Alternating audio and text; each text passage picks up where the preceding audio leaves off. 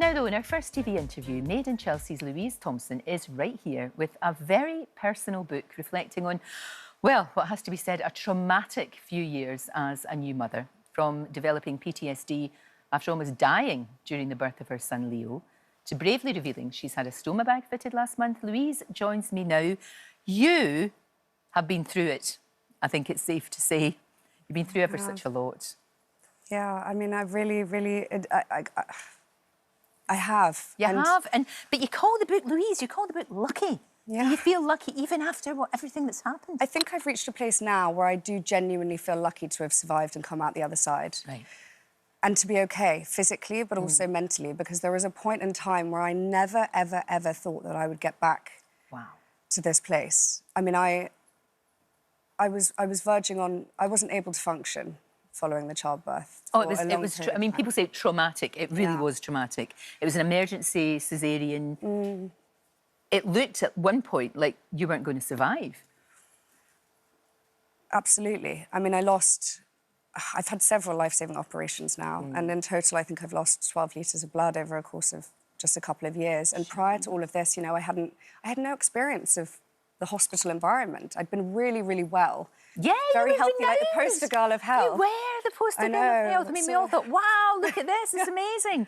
So you had no idea. Nothing could have prepared me for it. And I think that that's one of the reasons that I've written the book, is I want to encourage people to talk more openly about this sort of thing to prevent what happened to me from happening to other people. No, exactly. Because there are, you know, you mentioned it, you talk about it very vividly in the book. There was times in this whole process where it sort of came together like a perfect storm, didn't it? All the circumstances. And you could have been helped before. That was the thing. Yeah. Well, I think we all know, as women, we know our bodies pretty well. And I think we've got that instinct, don't we? And I knew that, I've got the body of a 14-year-old boy. Like, I'm literally like this. And my partner's huge. And, you know, I had pretty severe anxiety following a miscarriage.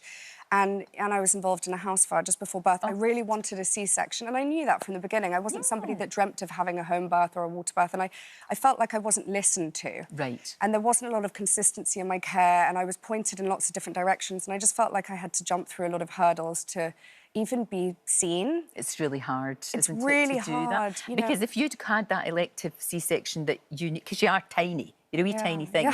And Leo was, he wasn't a small baby. Yeah. So if you'd had that, this could all have been avoided, perhaps? Yeah, definitely. It would have been. No, if it had been a planned C-section, it could have been avoided. And unfortunately, even though I'm doing, really well now, and I'm 95% back to the old me, I will still have to live with having PTSD for my whole life. It's not something that you can just get rid of. Because when all this is going on and there's this emergency caesarean and it got really serious and very, you describe it so vividly in the book, you were aware of what was going on. Yeah. You know, you could see what was going on. You could understand that this was how serious this was. And I think that's one of the things that was really, really horrific about the whole experience, was that I wasn't put to sleep. So I was awake during an operation that was over 3 hours with my partner in the room witnessing it too. And it's unthinkable. I think that definitely contributed to the development of the PTSD, because you're aware of everything that's going on. You're witnessing yourself bleed to death, and you can see the panic in the room. You can feel the shaky hands on your body. And I wish that I had actually been put to sleep. And I've spoken to some other women who have been through fairly traumatic births, and they were put under general anaesthetic, and their partner then did have to leave the room. And it was one of the things that I've questioned when I went back for my birth debrief, when I finally felt strong enough 2 years later, to try and get some answers. And, there wasn't really a good explanation, to be honest. And that's really difficult. That's really hard. And hard for you, for your fiancé to be in there. He saw all of this. That's got to affect your relationship as well. Because he must have felt so helpless. There's nothing that he can do. And, just petrifying. And I think we've both, throughout the recovery, especially in the early days, we had no relationship. We were both so traumatised dealing with our own versions of PTSD, and he's still not in a place where he feels ready to start proper therapy yet.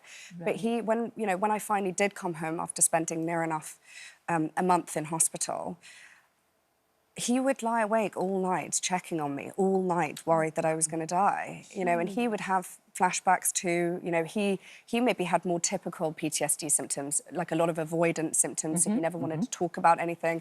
He would get really angry whenever he drove past the hospital, and he couldn't go in.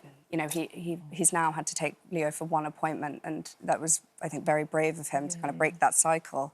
But it's been, you know, the impacts of trauma really are like a tidal wave. They rip their way through every aspect of your life. And the thing about it is, you know what we're like, we all kind of go, OK, you try and put on the brave face and you try to make the best of a terrible, terrible situation, because that's what we do as human beings. But as if all of this wasn't enough, you've got a very serious medical condition which flared up again and has meant that you've had to use a stoma. And I think it's so good that you've actually said, because you should. Yeah. You absolutely should. She's got a name as well, Winnie.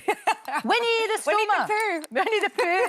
I love that. That's really clever. I see what you did there. It's clever, isn't it? I see what you did and it's there. a beautiful name anyway. It is, it is, it is. Because, of course, Adele Roberts, our Adele, who's fantastic, she's got her own name for hers, which is Audrey. And she did Dancing on Ice. She did all these amazing things. Louise, this helps people no end who are going through the same thing. So I think it's brilliant that you've just said, look, this is me. This is what I'm living with. Thank you. This is Winnie.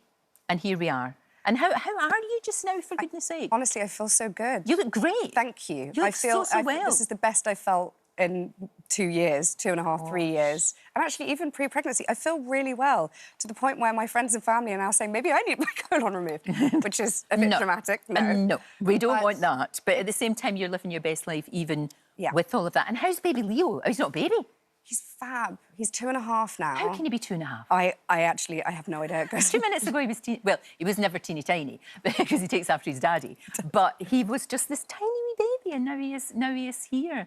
But you can't have any more kids, or can you? Or do you feel that you could? Or is it too soon? It's still fairly inconclusive. I will never mentally be strong enough to carry a child. Okay, I understand physically, that. I've got something called Asherman syndrome, where my uterus is glued together. Oh, love. With scar tissue. So. Oh, jeez.